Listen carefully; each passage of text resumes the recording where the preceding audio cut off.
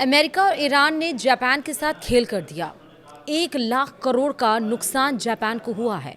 कैसे ये खेल हुआ है, इस वीडियो में आपको यही पता चलेगा। नमस्कार, आप देख रहे हैं न्यूज़ 18 का डिजिटल प्लेटफॉर्म। मैं हूं आपके साथ श्रुति श्रीवास्तव। अमेरिका की टैरिफ का मार जापान झेल भी नहीं पाया था कि ईरान युद्ध में इसमें आग में घी का काम कर दिया।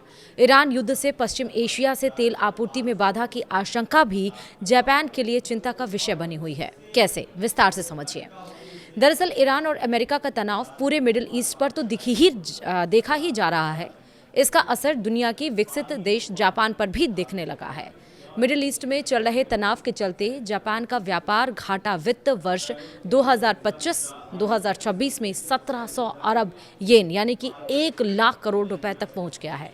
सरकार ने बुधवार को यह जानकारी देते हुए बताया कि लगातार 5वें वित्त वर्ष में व्यापार घाटा दर्ज किया गया है। व्यापार घाटा तो बढ़ा ही है, साथ ही साथ इसके निर्यात आयात के आंकड़ों पर भी सीधा असर देखा जा रहा है। वित्त मंत्रालय के आंकड़ों के अनुसार निर्यात में पिछले वर्ष की तुलना में 4% की वृद्धि हुई, जबकि आयात केवल 0.5% बढ़ा। अमेरिकी राष्ट्रपति डोनाल्ड ट्रंप के जापान और अन्य देशों से आयात पर लगाए गए ऊंचे शुल्क वैश्विक मोटर वाहन विनिर्माताओं और अन्य उद्योगों के लिए बड़ा झटका साबित हुए हैं। आंकड़ों के मुताबिक इस वित्त वर्ष में अमेरिका को जापान का कुल निर्यात 6.6% घटा, जबकि मोटर वाहन निर्यात में 16% की गिरावट आई। मार्च में जापान का व्यापार अधिशेष 1 साल पहले की तुलना में हालांकि 26% बढ़ा है, जो निर्यात क्षेत्र के पिछले झटकों से उबरने का संकेत है। मार्च में निर्यात लगभग 11.7% और आयात करीब 10.9% बढ़ा।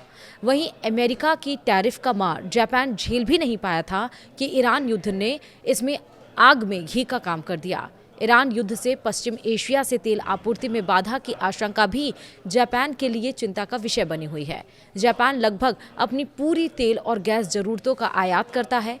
ऊर्जा के अलावा तेल की कमी नेफ्ता आधारित उत्पादों के उत्पादन को भी प्रभावित कर सकती है, जो चिकित्सा आपूर्ति और अन्य प्लास्टिक के लिए महत्वपूर्ण है। हालांकि जापानी सरकार ने जनता को आश्वस्त करते हुए कहा है कि देश के पास ऐसी आपात स्थिति के लिए 254 दिन का तेल भंडार है।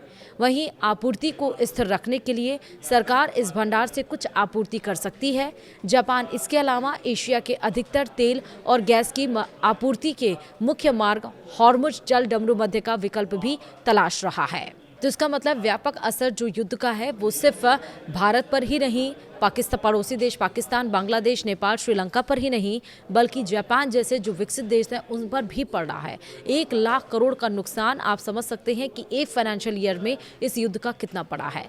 जो अमेरिका निर्यात करता है जापान से, उससे तो पहले लॉस हो ही रहा था, लेकिन अब युद्ध जब ये छिड़ा तो उससे डबल अटैक लॉस का जापान झेलता हुआ नजर आ रहा है। आखिरकार जापान की यह पॉलिसी आगे कैसे रहेगी ये देखने वाली रहेगी, लेकिन जापान ऑलरेडी टारगेट पर है और यहाँ पर अर्थव्यवस्था में कमी और यहाँ पर एक भयंकर लॉस फाइनेंशियल ईयर का ये दोहरी मार जापान झेलता हुआ नजर आ रहा है। फिलहाल वीडियो में इतना ही। नमस्कार।